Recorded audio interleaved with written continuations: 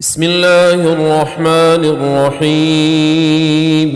لا أقسم بيوم القيامة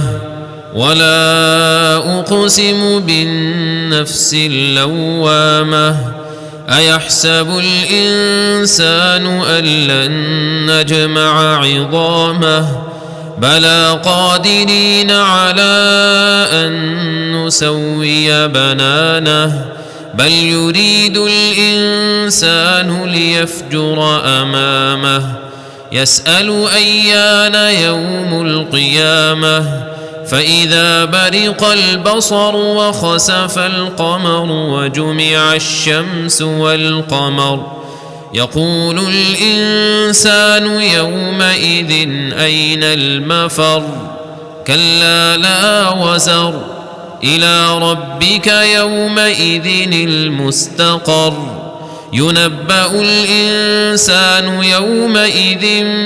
بما قدم وأخر بل الإنسان على نفسه بصيرة ولو ألقى معاذيره لا تحرك به لسانك لتعجل به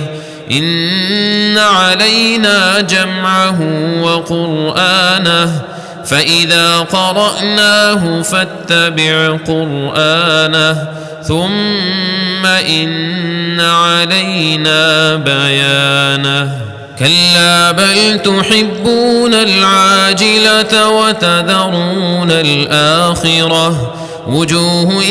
يومئذ ناظرة إلى ربها ناظرة ووجوه يومئذ باسرة تظن أن يفعل بها فاقرة كلا إذا بلغت التراقي وقيل من راق وظن أنه الفراق والتفت الساق بالساق إلى ربك يومئذ المساق فلا صدق ولا صلى ولكن كذب وتولى ثم ذهب إلى أهله يتمطى أولى لك فأولى ثم أولى لك فأولى أيحسب الإنسان أن يترك سدى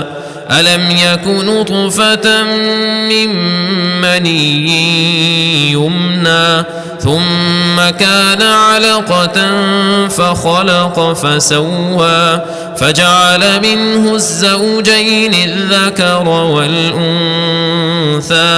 أليس ذلك بقادر على أن يحيي الموتى